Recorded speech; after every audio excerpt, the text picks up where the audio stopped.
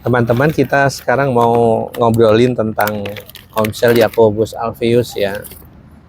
Komsel Jacobus Alpheus itu sebenarnya komsel yang sudah cukup lama, mungkin kurang lebih berapa tahun ya Maya, Bu David? Udah 20 tahun lebih kali. Mungkin 20 tahun lebih kali.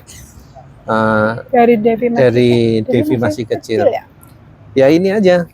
Ini teman-teman, kaos yang saya pakai ini hadiah dari Kak Ko Ayung, itu tahun 1997. Oh ya? Itu sudah komsel waktu itu. Bukan 97, 2007. Jadi kalau sekarang 2026 berarti 19 tahun. Nah, pada waktu itu komsel udah jalan berapa tahun saya nggak tahu, tapi yang jelas komsel udah jalan. Berarti komsel Jacobus Alpheus itu udah mungkin berumur 20 tahun. 20 tahun. Menurut Bu Deborah ya, Bu Deb, kalau komsel Jacobus Alpheus itu apa kesan-kesannya atau berkat apa yang didapat dari komsel Jacobus Alpheus itu? Coba Bu Deb bisa nggak ceritain? Misal manfaat komsel gitu maksudnya? Ya. Manfaat komsel besar banget sih. Karena kalau tanpa komsel itu jangan. Jadi kalau menurut saya komsel itu sebenarnya tempat di mana kita mempraktekkan gaya hidup Tuhan, bertumbuh di dalam Tuhan, dalam kasih Tuhan. Jadi gini teman-teman, ada survei yang mengatakan begini, seorang peneliti rohaniawan juga yang mengadakan survei, sebenarnya dibandingkan antara orang yang komsel dengan orang yang tidak komsel, ternyata orang yang tidak komsel atau orang yang datang ke gereja hanya hari Minggu saja, itu pertumbuhan imannya hanya 10%. 10%, bayangkan teman-teman, 10%. Sementara kalau di komsel itu pertumbuhan rohaninya bisa cepat. Kenapa bisa lebih cepat dari itu? Karena di dalam komunitas itu relatif, kalau mereka benar-benar melakukan praktek komselnya dengan benar, maka setiap anggota komsel itu akan merasakan manfaatnya dan akan bertumbuh ke arah Kristus. Mereka akan semakin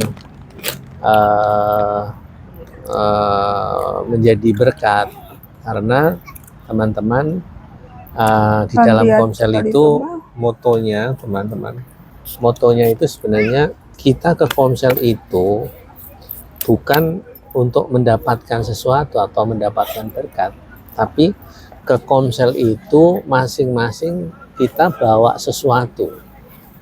Bawa sesuatu maksudnya apa?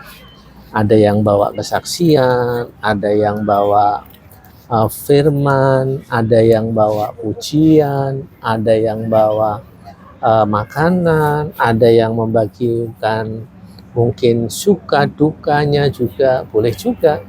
Nah, di komsel itulah semuanya kita boleh membawa sesuatu ya. Jadi teman-teman, di komsel itu jangan selalu kita berharap, oh saya akan mendapatkan sesuatu di komsel itu. Enggak, justru kita harusnya punya pola pikir, saya pergi ke komsel, saya harus membagikan berkat, membawa berkat. Berkat itu bukan selalu makanan, bukan selalu materi, bukan selalu ya udah coba. Enggak. Apa benda yang kasat mata, tetapi benda yang mungkin apa sih, hapus dulu lah, apa itu jelek juga dia. Dihapus dulu. Enggak mau Mungkin Mama. Ganti dulu. Dihapus dulu. yang bisa Ih, ngayal teman-teman banget itu ya, Pak. menangkap maknanya, Boh, misalnya kesaksian dan seterusnya. Itu ya teman-teman. udah dibilang jangan. Oke. Eh, Jangan lalu gitu, dia berat. biasanya orang yang terpisah. Oh, saya punya kesaksian atau pelajaran yang bagus tentang satu domba yang sesat. Itu nanti next ya. Next saya akan bagikan ini sebenarnya relate sama Komsel ya. Kenapa Tuhan itu memperhatikan satu domba yang tersesat dibandingkan 99 yang mereka tetap berkumpul. Itu sebenarnya kalau dihubungkan dengan Komsel itu pelajarannya bagus. Jadi kenapa Tuhan mencari yang satu yang sesat itu? Karena Tuhan percaya yang 99 itu karena mereka ada di dalam kumpulan, di dalam komunitas, maka mereka nggak tersesat. Nah, tersesat itu kalau mereka memisahkan diri dari komunitas itu biasanya menjadi tersesat. Nah, demikian juga kita. Selama kita ada di Komsel, ada di dalam komunitas Kristen yang sehat, maka kita akan terpelihara dan kita tidak tersesat. Karena apa? Di dalam persekutuan itu Tuhan kirimkan malaikat untuk menjaga kita. Itu ya teman-teman. Jadi tetap semangat di dalam Komsel, maju terus,